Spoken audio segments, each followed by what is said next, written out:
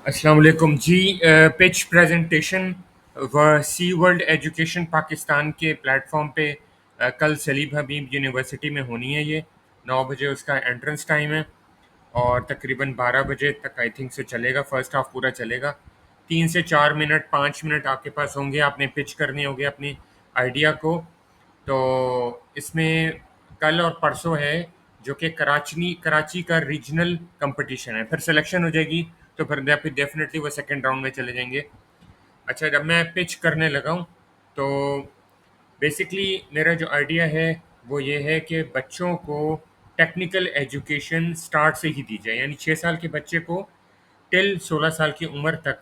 क्योंकि अगर पाकिस्तान में आप देखें, एक बच्चा जो कंप्यूटर साइंस सीख रहा है वो फर्स्ट सेमेस्टर में इंग्लिश पढ़ रहा है, इस्लामियात पढ़ रहा है, पाक स्टडीज़ पढ़ रहा है, 5वें सेमेस्टर में जाके इंट्रोडक्शन टू पाइथन पढ़ रहा है।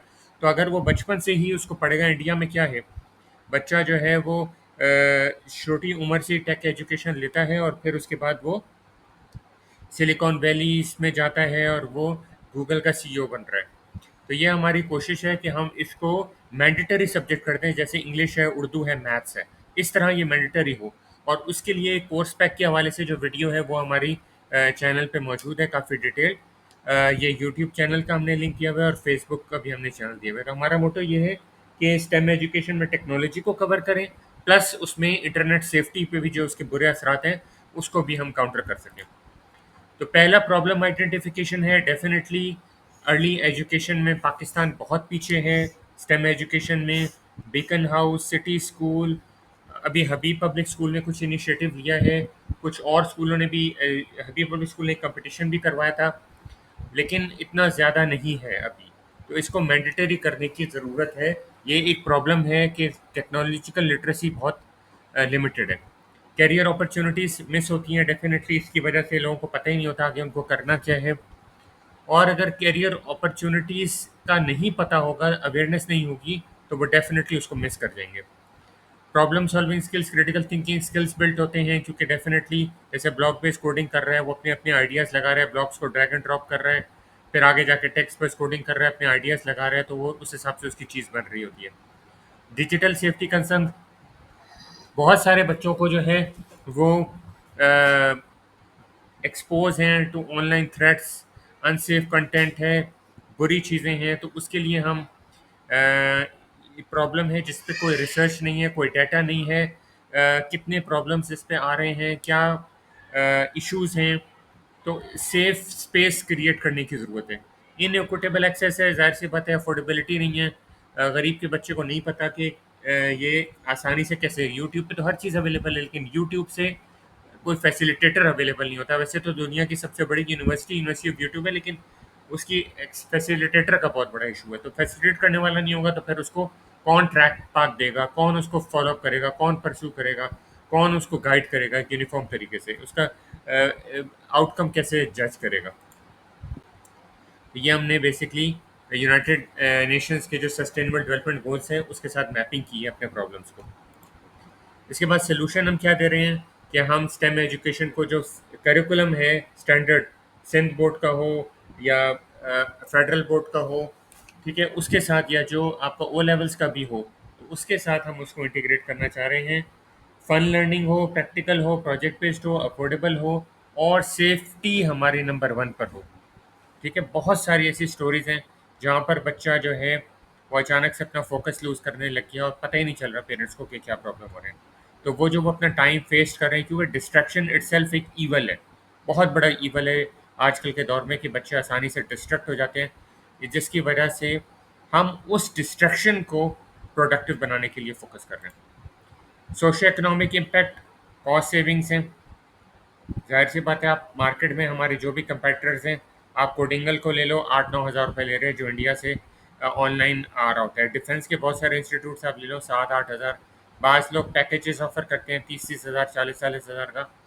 तो यहाँ पर हम कह रहे हैं कि 1000, जो कि 1,000 पूरे महीने के लिए, और उसमें भी हमने टायर्ड प्राइसिंग की भी, यानी डिफरेंट टायर्स के हिसाब से। डिजिटल करियर्स आप बना सकते हो। आजकल ऑनलाइन इंटर्नशिप्स ऑफर हो रही है, 12 साल का बच्चा इंटर्नशिप कर रहा है। पायलट इंगेजमेंट हम पहले ही स्टार्ट कर चुके हैं, आइडिएशन स्टेज पर है। 15 स्टूडेंट्स हमारे साथ इनिशियल फेज में एनरोल्ड हैं। डेफिनेटली मैसिव मार्केटिंग की इसमें ज़रूरत है। जॉब क्रिएशन भी इसके अंदर होगी जब टीचर्स जो हैं वो हायर होंगे, करिकुलम मज़ीद डेवलप होगा, मैच्योर होगा।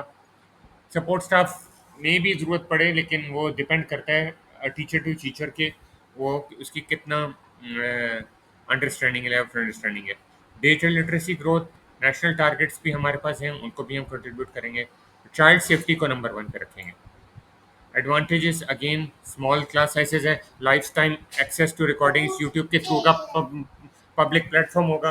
Strong focus on internet safety ही रखेंगे। पेरेंट टीचर मीटिंग होगी, टेक कंपटीशंस के बारे में बताएंगे, और फुल रिफंड पॉलिसी होगी। बच्चे मन के सच्चे अगर वो बोल दें तो हम उनके 1,000 रुपये भी वापस करने को तैयार हैं। टारगेट मार्केट, जैसे कि मैंने बताया, ग्रेड्स भी बता दिया। ज्योग्राफी अनलिमिटेड है, पूरी दुनिया को आप कर सकते हो, लेकिन ऑब्वियसली पहले पाकिस्तानी फोकस करेंगे। पेरेंट्स हमारा टारगेट होगा, स्कूल्स के साथ कोलैबोरेट कर सकते हैं, पहले स्कूल ऑनलाइन स्कूल्स के साथ, फिर इसके अलावा अगर कोई कोचिंग सेंटर्स हैं या जो डिजिटल प्लेटफॉर्म्स हैं उनके साथ स्टेम वगैरह स्पॉन्सर्स मिल जाए तो हमारा काम और आसान हो सकता है। Market size 20 million school going children है पाकिस्तान में, जिनको हम सर्व कर सकते हैं वो तकरीबन 10 मिलियन स्टूडेंट्स हैं। और अभी जो हमारा ऑब्टेन करने का हमारा टारगेट है वो 50,000 कम से कम हम कर सकते हैं अगले 2 सालों में। रेवेन्यू मॉडल 5,000 पर बच्चा जो है वो पर स्टूडेंट, 5 स्टूडेंट्स, यानी कि एक स्टूडेंट से हम 1,000 रुपये लेंगे, तो 5 बच्चों के हो गए 5,000 मल्टीप्लाई बाय, एक दिन में 10 घंटे अगर पढ़ाते हैं तो आपके 20 घंटों के 1 लाख रुपए हो गए। ठीक है। देखिए, आमतौर पे हम 10 घंटे की नौकरी तो करते ही हैं। सुबह अगर हम निकलते हैं 8 बजे तो शाम को 7 बजे आ रहे होते हैं, या 6 बजे आ रहे होते हैं, तकरीबन 10 घंटे हमारे बनते हैं। तो ईयरली हमारे पास 12 लाख रुपए एक इंस्ट्रक्टर का बन गया, जो कि 20 घंटे अगर हमारे साथ काम करते हैं। डिफरेंट प्राइसिंग स्ट्रेटेजी भी हो सकती है, और इसके अलावा कुछ कॉस्ट भी आ सकती है। कॉस्ट लेकिन इतनी ज़्यादा नहीं है, वो डिपेंड करता है मेन मार्केटिंग का है। ये हमारे टीम मेंबर्स हैं।